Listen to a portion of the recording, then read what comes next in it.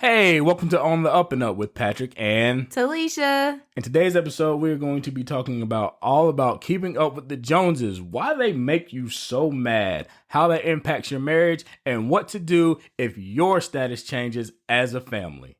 But before we get started, we wanted to say thank you for all those who interacted with our social media accounts, and we want to do our quick shout out. So shout out to We Heart Strong, Life is Cool 999, Love Harder Marriage Coaching, Ignorance Equals Bliss, Live Like a Lion, Keita Jackson 24, Woo Baby, Ann Magaha, shout out to Ann Magaha, Sir Don 2, Artistic Culinary Network. Appreciate y'all for interacting with our account, and Airy Funny Comedy.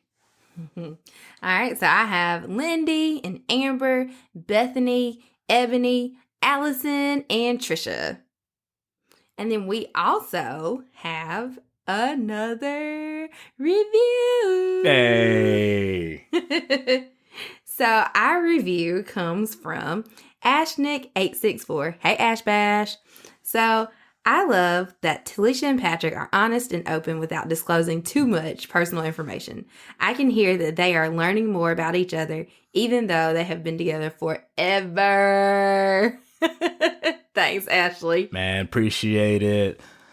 Like we said, leave us a 5-star rating and a review, and we will read your review on the next show. Also, interact with our social media accounts. You can follow me on Twitter and Instagram at I am Pat Ratliff, and you can hit Talisha up on Instagram at I am the Farm D Mommy. No, you ain't. That ain't your name. at the Farm D Mommy. All right, there we go. And our new Instagram page is Patrick and Talisha. That's it. And then email the show at podcast@patrickandtalisha.com. So what are the Joneses? So keeping up with the Joneses, like, it's in many parts the social class or the accumulation of material goods. And to fail to keep up with the Joneses is perceived as demonstrating socioeconomic or cultural inferiority. The Jones effect refers to the need we have to keep up with our peers and get closer to those we perceive as our superiors. Yeah, so keeping up with Joneses is basically the who's who. Who do you want to be like? Why they came up with the Joneses, I have no idea. Yeah, I don't know who are the Joneses, but I guess it's simple. So it's like, well, they got Kardashians, but Yeah, I guess they're the new Joneses. yeah, the Kardashians are the new Joneses, and that's apparent in our society and our culture. Now, me personally, I don't hate on the Kardashians. I love what they did.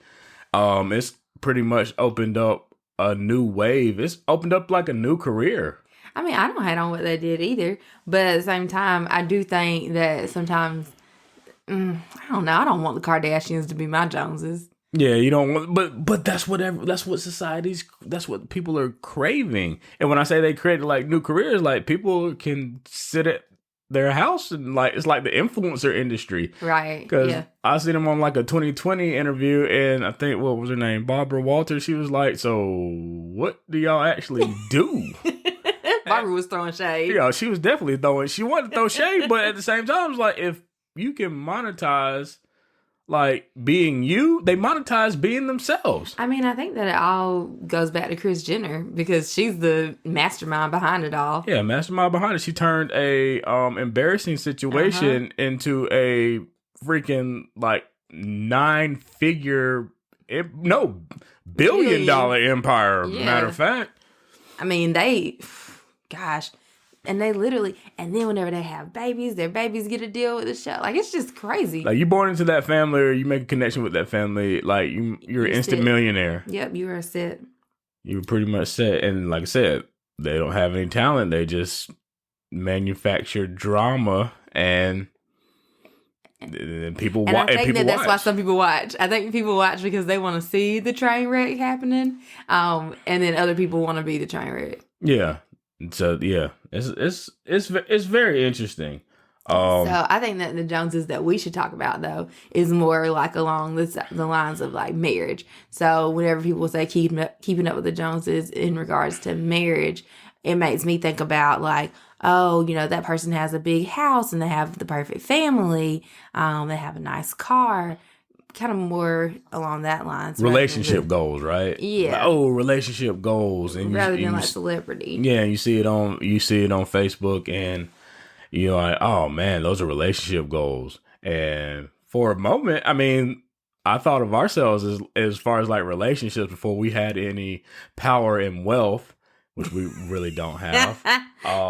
Right. We were like relationship goals because all that drama in high school. I mean, not so much drama in high school, but when we got to college, everyone had all kinds of drama, and we just saw people's relationships just completely falling apart. It's like, dang, Patrick and Talisha, they always seem like they're doing fantastic. Oh, if they only knew half of what went on behind the scenes back in college and how we had to just glue our relationship together. It would fall apart, and we just glue it back together with duct tape and stuff.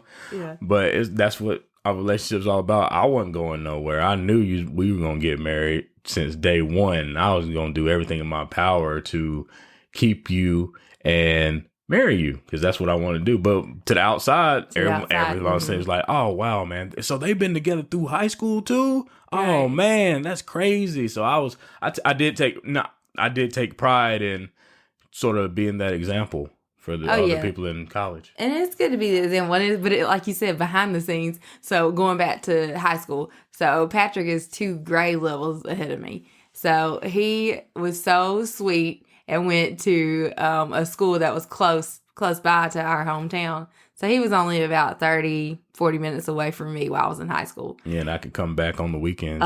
He'd come back and see me on the weekends. I couldn't really go there because, I was still in high school. But then whenever it was time for me to be a senior and I get ready to go tour schools, I almost messed it all up for a library. Because I was going to go to College of Charleston because I was like, Patrick, you don't understand. I'm going to be studying a lot. I'm going to go to pharmacy school. And their library is like the size of like 5 football fields. And when I went to USC to go tour, it was like raining. It was kind of nasty. And I was like, yeah, I can't fool with Columbia like that. So I'm not going to go to the USC. And he's over here looking at me like, what? We have a plan. Oh yeah, I was super mad. And so mad at me. First of all, Talisha is so daggum smart because she's talking about going on like college visits like she was some superstar athlete. No, but she's like, oh yeah, I took this tour. I had my official visit. They was recruiting me. They was showing me around, showing me around. Like I don't know what kind of visits. I didn't have any types of them visits. I was like, they was like, yes or no, you want to come? Talisha had many more options than I did, so she come back telling me about her official college visit because everyone recruiting her like she's a superstar. Really? And I'm like, oh, so you don't went on that visit? Oh, you trying to go to College of Charleston? This is like, I've been sitting up here for 2 years working my butt off because I didn't get into the college of my choice, and because my academics weren't as good, so I was working my butt off to be able to get accepted and transferred, and I got in, and I was like, all right, it's going to work now. She's like, I like the library. I was like, really? I was like, all right, bet. And so then my awesome roommate, Lindsay Lee Marie, she was like, Talisha, this is just ridiculous. And Patrick is saying, this is ridiculous. And so, of course, I gave them a second chance. And I am so thankful that I did because it was the best decision ever. Just being able to, because Patrick and I also didn't go to the same high school. So whenever we were dating in high school, we had a different school. And so we were so excited to be able to go to the same school whenever we got to college. And I was being crazy. No football, Carolina football. Oh, I would have been missing out on something big. So thank you for being my voice of reason. So so that we can see that. You was about to blow it. I'm about to blow it up. You was about to blow it all up because I don't know how well college relationships work if you're not at the same college. It can work. Wasn't gonna work for us. Nah. Not in that environment. No. That would be a complete utter disaster. And Facebook was like just coming. Oh, we telling our age. Oh, Facebook was coming out. Oh my goodness. Ooh, look at us talking about Facebook. Ooh, yeah, that's crazy. So to the outside, it might have looked like, oh, they are just perfect. And we are so not. We are not the Joneses, by the way. And we also don't try to keep up with the Joneses, by the way. I think that whenever people are so busy trying to like attain something, they get lost in what they see. And so they might think, oh, the grass is greener on the other side. But if you're not looking over there at that grass, then you might not see the imperfections that exist in that grass when you're actually close up on it. Yeah, 100, man. So some of the things, so say for instance, you get married and now you have to build a life with this person. Mm-hmm. And you have this idea in your head, like, all right, how are we going to get started? Like, some people think, just like college, like once you graduate college and you're trying to get a job, people want to like start from the top. Right. And you want to instantly start from the top. It's like, oh, I need when I get out of college, my expectations are high paying job, great benefits, great salary. I'm going to be set right at freaking 21 and it's just going to be smooth sailing on from here. But that reality doesn't meet your expectations. So when you get married and you have to figure life out, it's like, okay, we need to obviously have a place to live together, which is most likely going to be an apartment. Mm-hmm. If you depending on what stage in your life you're at. So we got married, I was 26, you were 24. Mm-hmm. So our plan was to get an apartment, a good looking apartment, because when I got out of college, I loved my $500 a month apartment. Man, it was the perfect location, but it was kind of crappy. But at 21, it was a luxury. It was a luxury to have that apartment, just living out on your own. And so when we got married, you start looking at the places, and I'm like, man, these places are like way more expensive than what I'm used to paying for. Because prior to us getting married, I was living with my parents, and I was stacking a whole bunch of bread. Paid for our wedding in cash. So that's like I was very proud of that, because for the 2 years I lived in my parents' basement, so I could save for my wedding for the person I loved the most in the world. So I was very happy, and I had enough money to actually, all right, cool, we can go get an apartment, a nice looking apartment. Because I was not. Yeah, I can be a snob when it comes to apartments, and I'll take that. I will take that. Call me bad and bougie. I am not living in a crazy looking place where the living situation is uncertain. However, I didn't have to have the top notch apartment. You wanted a gate, ma'am. I wanted a gate for safety, not for appearances. First of all, the apartment gate we had, all you had to do was just walk around. It had like we found that out after we got the freaking apartment. It had a gate. It didn't have a surrounding gate. All you had to do was get in, was to walk around the gate. Right. Park your car outside and walk around the gate. And walk around the gate. I know, but we had a gate, doggone. But I think with that, like Patrick said, the expectations are, we're going to have all this stuff. But the reality is you are introductory level. Man, like you at the bottom. You at the bottom. You at the bottom of your career. You at the bottom in this new marriage, because you're not going to have the white picket fence. Or you might. We didn't. Yeah. But you might not have the white picket fence and all the stuff. But that's not what it's all about anyways.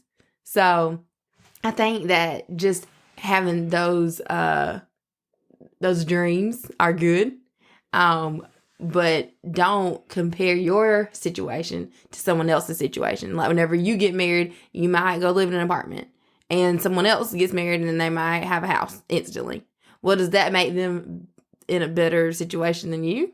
But isn't it natural to compare? Oh, it's natural to compare, but don't get stuck in the comparison. Because you get stuck in the comparison, then now you're over here in a great situation, but you're in the pits because you think that you're not at a perfect place in society.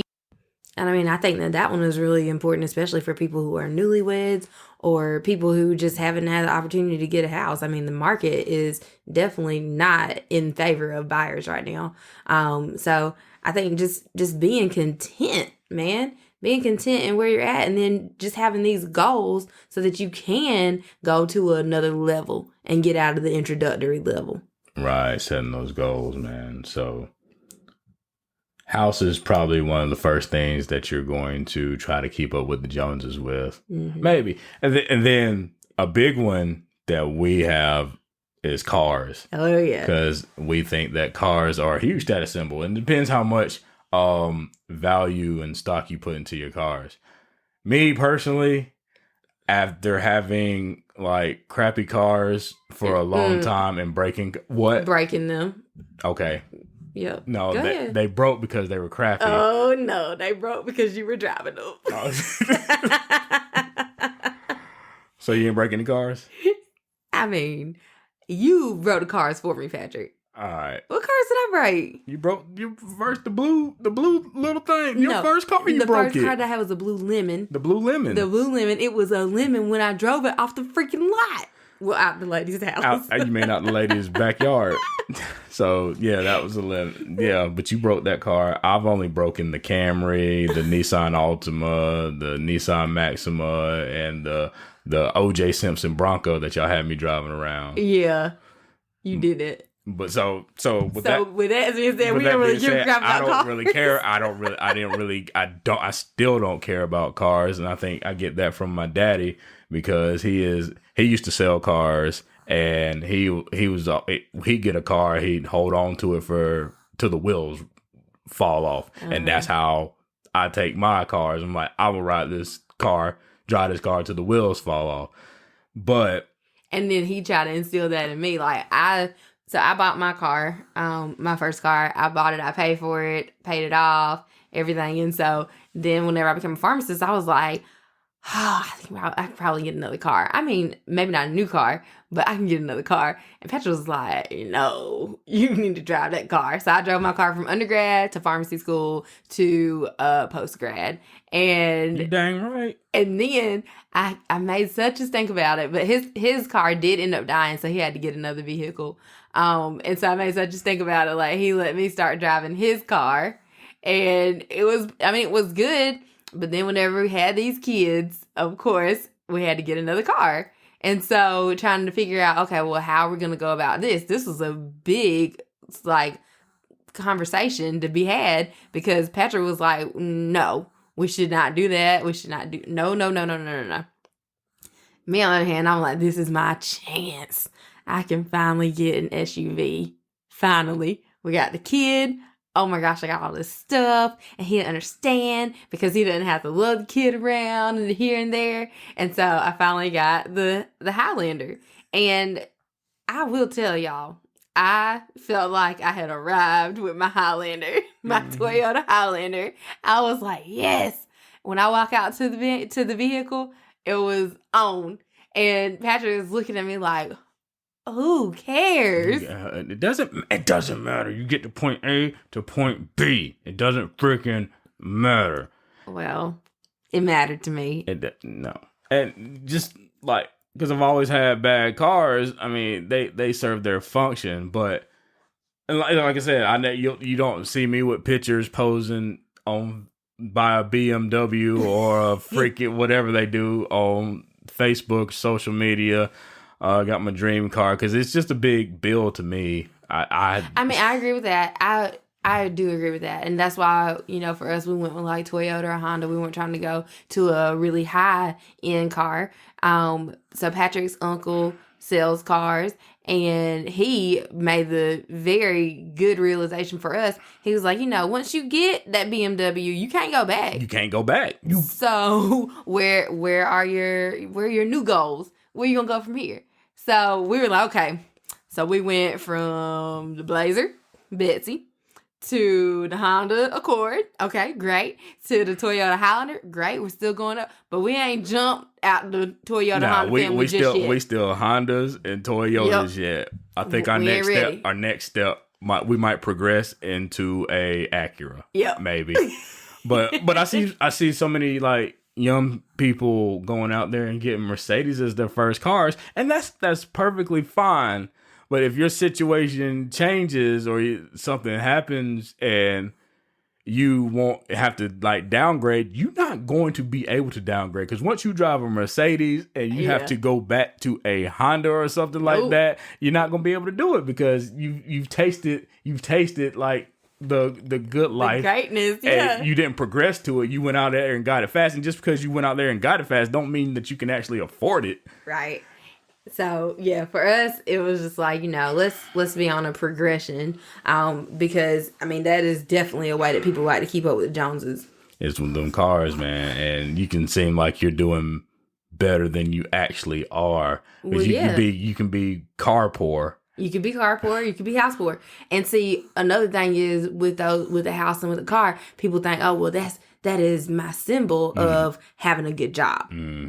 So if you have these things, then that shows the world that you are doing well. Yeah, they'll go up to you and say, "Must be nice." That passive aggressive things that your friends or circle might say, "Must be nice to have that nice car, nice house, and that great paying job, working at whatever company that you work at," and that makes you feel good. But it can make you, and then if you're comparing yourself, like I said, if you're comparing yourself to someone else, like that's how you stay disappointed. So we want to have the good paying job. You want your husband to have a good paying job. You want your wife to have a good job. And how that can like affect your marriage is if you're looking at other people in their careers. Yeah. If you're looking at other people in their careers and maybe, you're not where you exactly want to be, then again, you're going to have that void. You're going to be feeling kind of in the mully grubs. What the heck? New word today, and that's going to be in Urban Dictionary. Feeling sad. The mully grubs. All right. That's a new word. Up and up listeners, we're going to adopt the word mully grub. Shut Patrick. New one. That was a good one. All right. So you're going to be in the mully grubs. So I don't even know where I was freaking going. Okay. So what goes on behind the scenes is, okay, I remember when I got my job, and I got my like what I thought was my dream job at 24 years old, man, working at the big company. I thought, all right, I've arrived. Even when I told one of my best friends that I got that job, he's like, his text message was, "You have arrived." And I thought, all right, I'm good. For the rest of my life, I'm going to be set. And then like 3 years, 4 years into that job, anxiety and therapy had to come, because it wasn't really my dream job, and it was creating so much anxiety because I wasn't doing anything that I wanted to do, and I lacked purpose. So but on outside, like on paper, I looked incredible, and some people might want to aspire to that, but on the inside, I felt miserable. So whenever you look at like the big CEO, and they're freaking out, they're struggling, but to everybody else, they have it made. They have it made in the shade. So I think that with Patrick's job, we just realized, it ain't all about that. Yeah, it looks good on paper, but how do you feel for real? Because the Joneses might not be happy. Yeah, all the and every senior level person in my company, they're all divorced. All of them, because it was just too much time spent away from your family. And while your job is going well, your family might be actually falling apart. So then once you have the house, you have the car, you have the job, you have all those things, what's next? You want to throw those parties. You want to host those parties, man. Yep. So I have all the stuff in our cabinets for hosting, and we don't host. I can't. We don't host. I hate hosting parties. To the point of we don't have a grill, because Patrick thinks, if we get a grill, then Talicia's really going to be able to host people at our house. If you build it, they will come. So I'm not trying to build it. I was like, no. Hey, shout out to Bird and Sam. Thank you for building. Thank y'all for always that. thank y'all for that's who we go to Yes, have we love parties y'all. because they are the best party hosts. Y'all are now Bird and Sam. Y'all are the Joneses of party throwing. Yes. We love y'all. We don't have to do any preparation or anything. We No. can leave our house the way it is and go to y'all's house and have a blast. I think they have a birthday coming up and we about to get it in. Hey, something. Come on. So anyway, so the parties and the social circles, that is all a part of keeping up with the Joneses. But back to what you said earlier about the top 5 people that you hang out with. Yeah. So if you have that top 5, I do think that that's good. Mm-hmm. I think that that's good because They elevate you. Mm-hmm. And if you don't have people out there elevating you, then you need to find new friends. Absolutely. So, and that's not to quote unquote keep up with the Joneses. That's just, so that you can continue to progress in life. Another thing is vacations. So with vacations, I know right now we be salty when we see people going on vacation. Oh my God, Superman. Because we got kids, we ain't really going We nowhere. ain't going. We are grounded. We are grounded. We grounded. But back in the beginning of our marriage, Oh, yeah. we used to go places all the time. It was perfect. We love to travel. So like for a birthday, for our anniversary, for no reason. Just because. We enjoyed going on vacation. So whenever you see people getting to go on vacations, you're like, well, how they get to do that? They're free. Yeah, they're free. They're free. It's like, oh man, they got freedom, and I'm bound by these chains. Not your kids, but other circumstances like finances and just and time and opportunity. You feel bound because guess what? When people go out on those vacations, they gonna put them on social media and they're having, oh, look at my life, it's so fabulous, and you're happy for that moment, but all it takes is like 1 second for them to be happy on the vacation. You can go on a vacation and can be arguing and fighting the whole stinking time, but you have to post pictures because when you get back from your vacation, they're gonna be like, oh, so how'd your vacation go? You could have been fighting. You be like, oh, go check out my album on Facebook, and you can see how great it was. So when you get back, they'll be like, looks like you had an awesome time on your vacation. Oh, I did, but I was really fighting all the time, and it was just a complete disaster. Because it is not necessarily an indication of how well your marriage is going just because you're out there taking vacations and trips. Yep. And I think what you just said there is a good point, because whenever you see those pictures and stuff on Facebook, just know that that is a snapshot of what's going on. Like that was for that very little moment. You have no clue what happened before or after unless you're looking at that live on iPhone. Oh, yeah. Like, you literally have no clue what was going on. So don't compare yourself to those pictures because you have no clue. Because I know for me, when me and Talisha are in a location, we have to take a picture. I'm like, seriously, we gotta take a freaking picture, and it takes like 15, 20 poses to actually get the perfect shot, and you don't see all like the deleted photos that you got to do because the husband's like, oh my gosh, I'm trying to take the tour. And someone has to say, stop.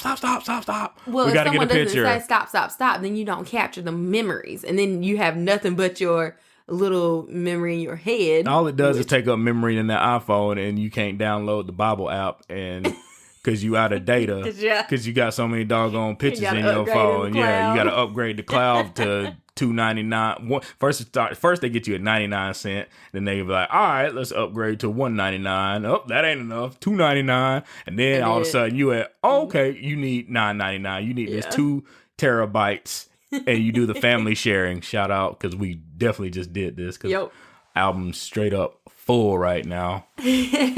But yeah, so the vacations, I think that's a good one. That's a good one. Yeah, don't try to keep up with them Joneses on the vacations, man. And don't go into debt trying to go on vacation. Oh my gosh, yeah, Dave Ramsey talks about this. He's like, when you go on the vacation, you want to pay cash, because if you pay credit for your vacation, that vacation is going to come back with you at home. Mm-hmm. And then it ain't fun anymore because you're not there anymore. Yeah, you're not there in the experiences. I know people say, oh, live life for experiences, but you need to plan accordingly for those experiences. Right, because if you can't afford those experiences, then you might need to just go on to Myrtle Beach. The dream. Myrtle, shout out to Dirty Beach. Myrtle. Don't go out there right now, though. Coronavirus. Be safe. Yes, it's real. So another thing, people like to keep up with the Joneses, and this is kind of weird, but churches, there's some keeping up with the Joneses in the churches. You see those prominent families in the church, and you be nosy, you be like, someone, when it's time for the tithes and offerings, and they sitting there writing that check, you might peep over there and say, how much you putting down, man? You might be like, oh, and then you see they check, like, oh, that's 10%. Dang! Right now, 10%. And trust me, a pastor appreciates that 10%. Those are the people the pastor be really friendly with. Like, hey, man, you coming to church today? Hey, we notice we missing something a little extra in the building fund, that infinite building fund that your church always has. But yeah, it like, oh man, that's that fact. Their kids are well behaved in the church or something like that. You'd be like, oh my gosh. That's good, because you'd be like, how do they get their kid to sit through the whole service? Exactly. Yeah, you'd be like, meanwhile, man, you're out there taking your kid to the nursery. Oh yeah, it's like your kid screaming and crying. Like everyone looking at you funny. So you're like, oh gosh. So you get down on yourself. Like, That's true. And then it might make you kind of doubt, like, well, maybe I just shouldn't even come to church. Like, if I gotta go spend time in the nursery, then maybe I just will stay at home. And so I think that's a good point, because and especially if the kid is the same age as your child. Yeah. Because you're like, well, where's the disconnect? Is it a reflection of me as a mom or as a dad?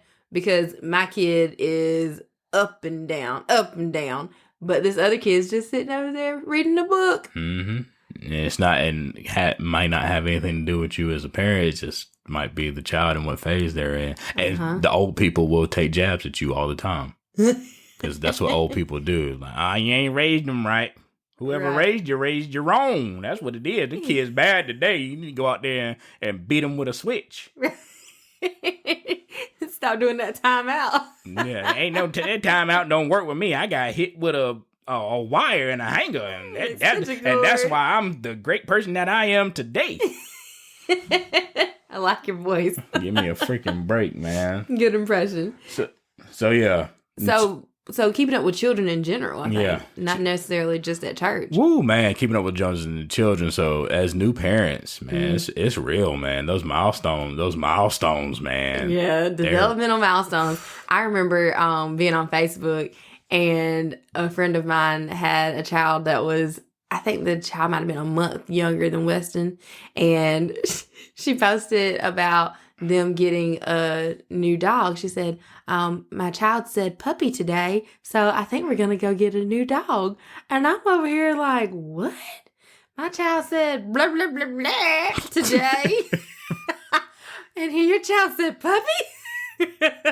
Needless to say, I literally had to stop following her. I didn't, stop being friends with her, but I had to stop following her in that stage of my life, because I was comparing my child to her child over and over and over again. I'm like, oh my gosh, like, is something wrong? Why isn't Weston saying these things or doing these things? Yeah, and just like people who have older kids, they'll tell you like, oh, my kid was potty trained at 18 months, or they were trained, or they were walking at 9 months, 10 months, and your kid is sitting here like not doing that. It can get you down, man. It can.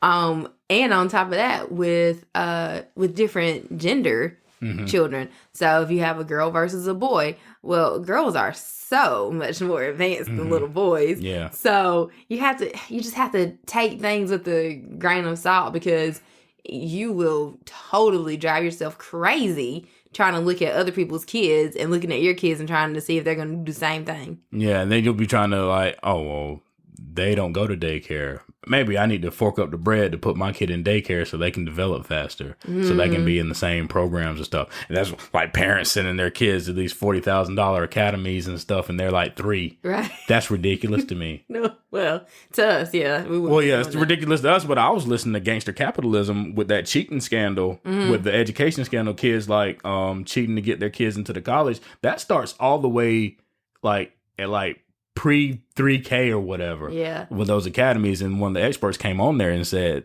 this is the stupidest money that you can ever spend because it's not about the school, it's about the child. But think about it. It's also about Keeping the perception Yeah. that is being upheld. Like, oh, we send our kid to blah, blah, blah academy. Yeah. That's also a meaning of clout. Yeah.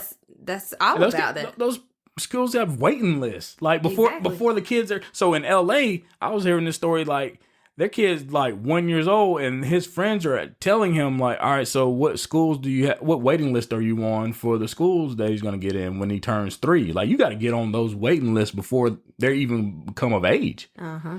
And because if you're not keeping up with the Joneses, you're falling behind. Yep. And and then it might make you feel like a crappy parent because it's like, well, why can't I provide for my child to have that robust experience? Mm-hmm. And so, yeah, I could go on and on about kids. Yeah, it's so many variables with the children. Like, do they have an older brother or sister who's probably, are they around other children? Are they being raised by themselves? Because if kids develop a lot, we're learning that kids develop a lot faster when they're around children their own age. Yeah. And even like our second child does things so much faster than our first child did because he has someone to look up to.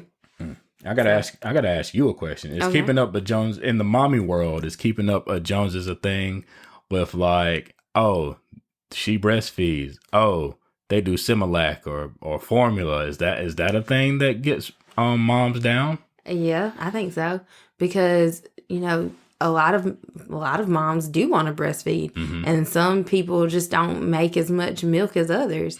And so if your milk supply is not at the same level as what your baby is demanding, then you might have to change the formula. And there's nothing wrong with that.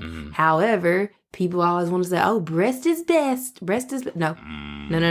Fed is best. And so you got these kids out here who are not getting what they need because their mom is like stressed to the max trying to produce that milk so that they can have a good enough milk supply for the baby or so they can have the freezer stash.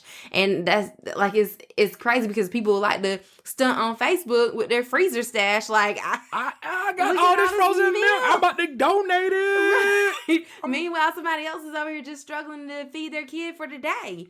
So I think that there's definitely a keeping up with the Joneses as far as breast milk and stuff goes. Which, disclaimer, I don't agree with that bullcrap. I think that's wrong. There's enough mommy guilt out there to not introduce that component of mommy guilt. No, it's wrong. I think another thing, keeping up with the Joneses. Another thing is now there's like this big like health craze out there on social media and getting your body right and people taking pictures with their shirts off and stuff and trying to keep up with the Joneses with your health and stuff. Especially Facebook with the memories. If they hit you with a memory 10 years ago and you were like, golly, right. I was thin, and when you took that picture you thought you were fat. I was like, dang, I wish I was that fat now. Right. Take me back. Yeah, so body image is trying to keep up with the Joneses. I know me as a person who works out, I am trying to stunt out there with my weights and stuff. I try to throw up big heavy weights and make sure that I get a picture in the gym that, hey, look at me lifting these heavy weights. But what I don't post are my running times when I go out there and run, because the pace on my mile is terrible, and I'm not about to show that one. So people only showing the highlights. But yeah, when I do throw up those weights, that's a stunt. Yeah, baby, I love it. I'm not gonna lie, that stunting. that is a stunt. Keep stunting. I'm weak in other areas, man. I'm weak. I can't. But that's the thing. People are not gonna post things that they're struggling with. Most of the time. Some people. Most of the time, well, you posting them ones where you about to die. Yeah, I do about at the end of because the that's the hard part. That little 3 seconds when I'm lifting them weights. Right. That's the highlight. That's not the that's not the whole game. Hey, at least you're out there working out. Yeah, and oh man, and people love to see when you do go back on vacation, the bathing suits and people with their shirts off and they're showing their weight loss and their abs and stuff. You're like, dang, yeah, dang, what are they doing? And then they'd be like, what are you doing, man? You look great. And then if you are like a mom, if you had a baby and you got to snap back. How fast did you snap back? And what she look like now? Did she have stretch marks? Did she have this? And meanwhile, somebody else is over here like, yeah, my baby is 2, and I'm still trying to lose this baby weight. So I think that there's that part of the keeping up with the Joneses too. Yeah, that body image, man. I know for me, like whenever I look, so I'm doing Weight Watchers, and I am finally like at the place where I'm past my pre-pregnancy weight from Weston and from Rowan. So I'm on the track. I'm doing well. But even though the number on the scale says one thing, it's like, yeah, but it don't look the same. Like, yeah, I'm the same weight, but I'm not the same person. Like my body is not the same at all. So I think trying to come into that new normal, especially whenever you do see celebrity moms or even, people who are your friends and you see them and you don't see them unclothed all the time. And so you see yourself unclothed and you're like, dang, how did they do that? Or, oh, I had a C-section and they didn't have a C-section, so they don't have that to worry about. So I'm convinced celebrity moms have, like, as soon as they deliver the baby, like the plastic surgeon comes in and does what they need to do to get them. Yeah. I promise, man, like, ain't no way they look like that right after. Like, Sierra just had a baby. Watch. She gonna look the exact same that she did, or you're not gonna see any pictures, but she gonna look, the next picture Sierra come out with, this is gonna be like, snap back. All right, gonna be about to be on tour. We can go back on tour. Watch, because we got money. They got money, and they might have enough money to have somebody come cook for them. They might have enough money to have their personal trainer come to their house and have them waking them up like Richie Rich. Like, you don't know what's going on in everybody's situation. So whenever you're just trying to keep up with the Joneses, you're going to fall short. You're going to fall short every time in some aspect of the matter. You're going to fall short. Yeah, and the way that it can cause a problem in your relationships and your marriage is you go back to your spouse and you say, such and such has this, such and such has that.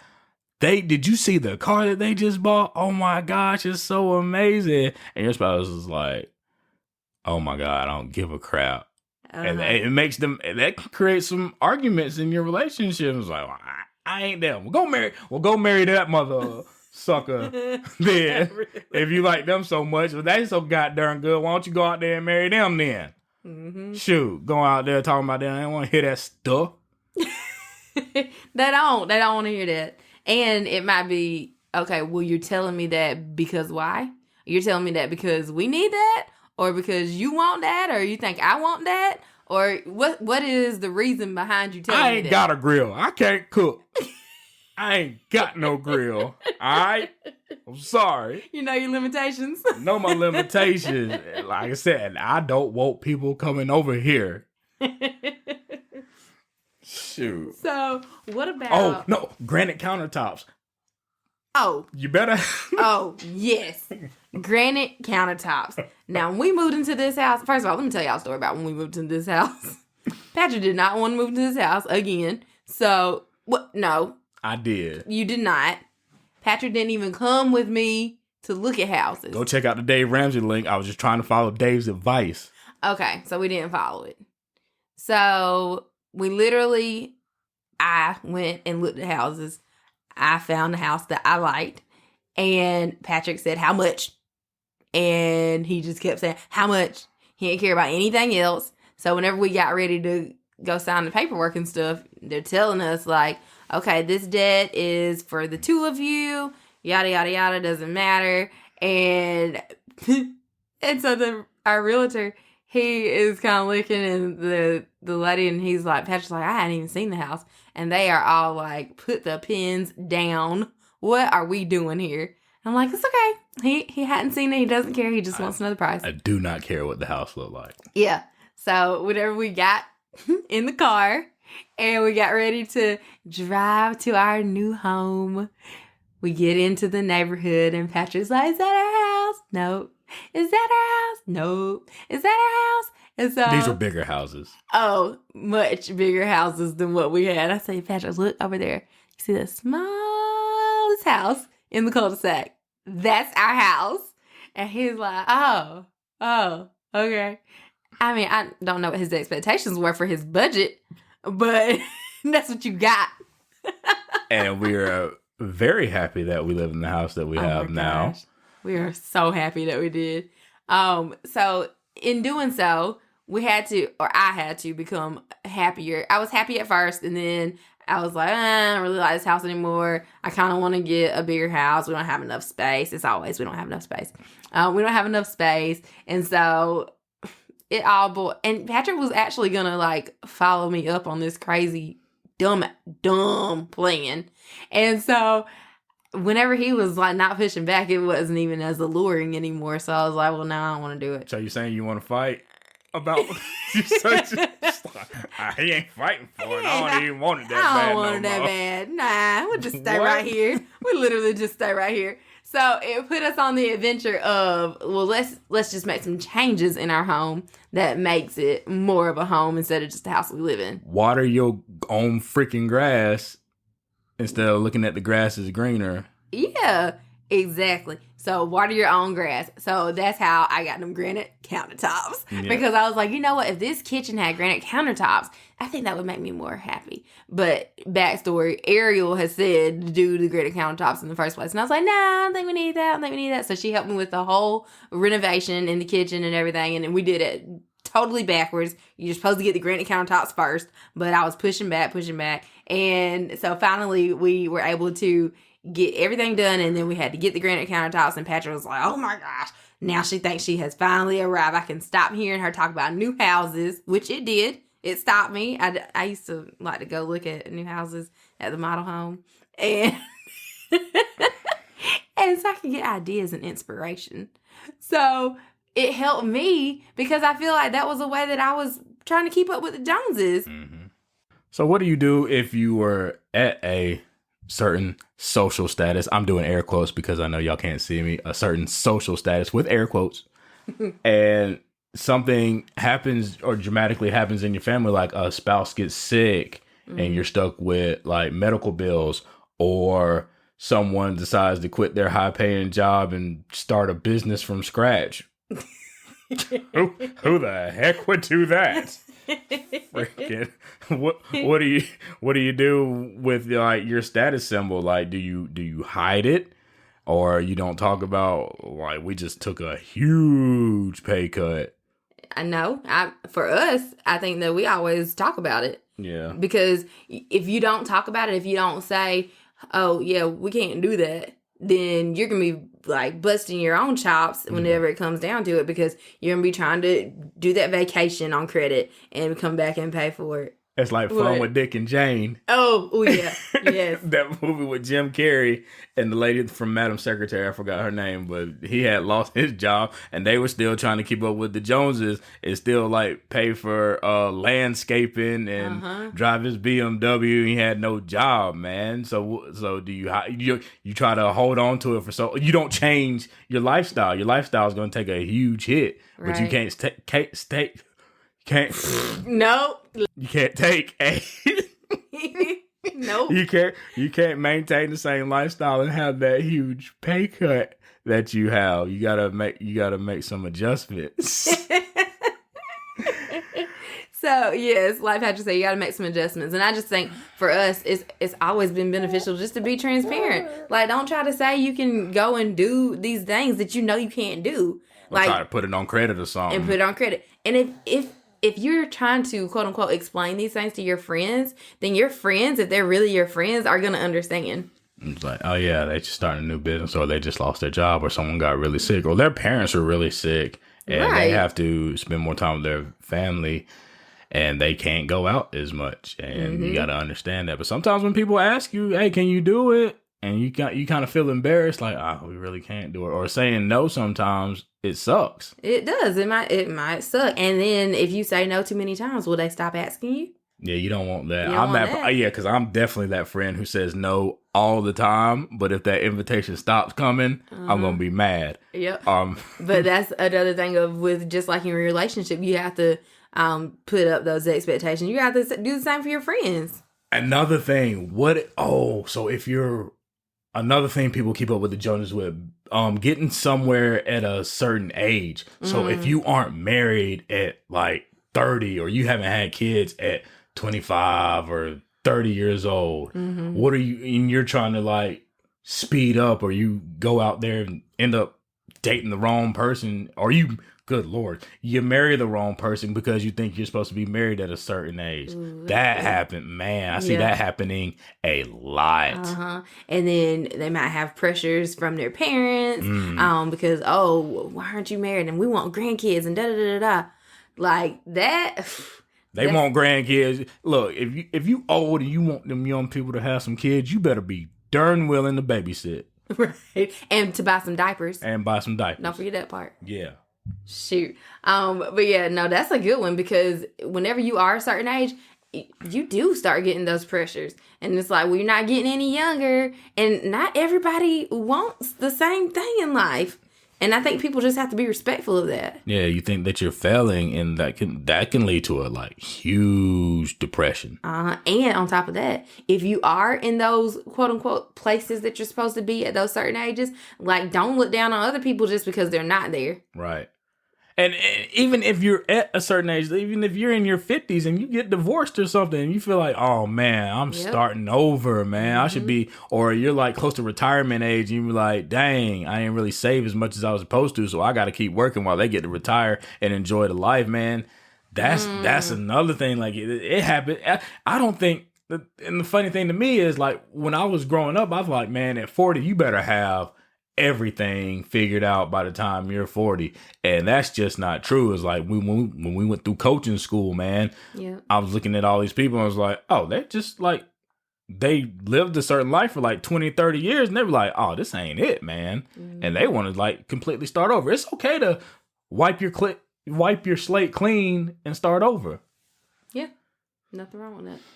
But you trying to keep up with the Joneses, man. It's just like, what they say, let's quote, like, comparison is the biggest thief of joy. So you can be doing all these things that you're proud of, and you're happy, you're fulfilled, but because you compare it to other people and what they're doing, and you're not happy, ultimately it comes down to not expressing your gratitude. Yeah. And being thankful for what you have. And on the flip side, I think that whenever you're doing that, you're comparing yourself to other people. But on the other side, somebody might be comparing themselves to you. Like, man, I wish that I had that.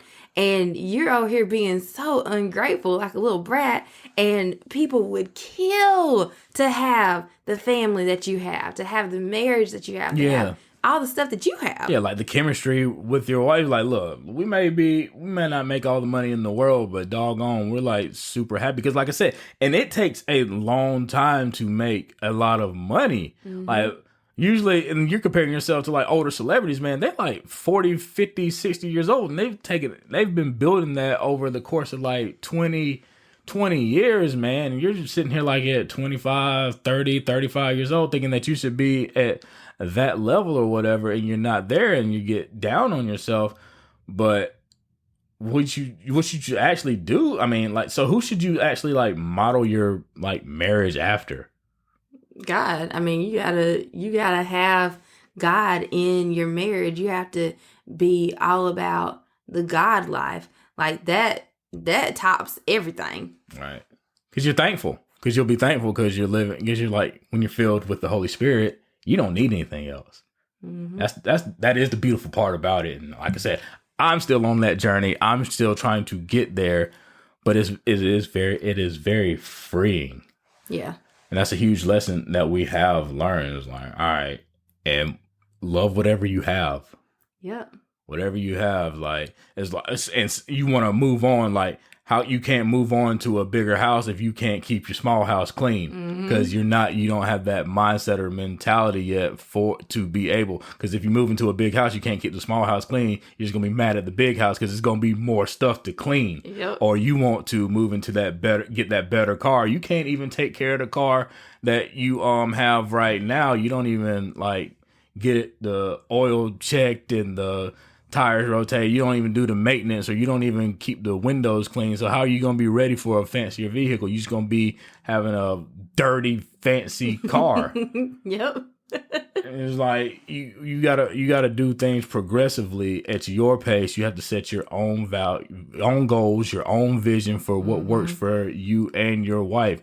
And if something bad happens or you have to take a step back, that's okay. That's okay. And if you are looking at the marriage or the relationship that's been in place for 20 years and you're coming up on your second year of marriage, well, in order to get there, you got to put in that work. You can't just say, oh, yeah, that's going to be us. You got to work to get there.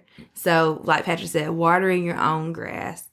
Keep up with yourself. Insert your last name. Keeping up with your last name. Ooh, I like that. Yeah, it's not about the Joneses.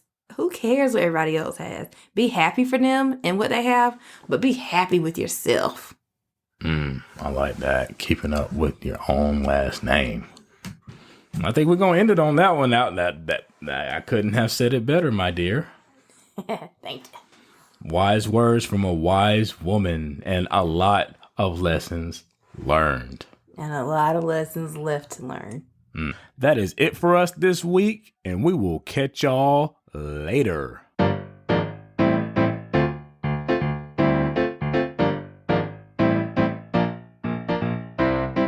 Thank you for listening to On the Up and Up with Patrick and Talisha. For access to all of our episodes, please subscribe to our podcast on iTunes, Google Play, Spotify, and wherever you listen to our show.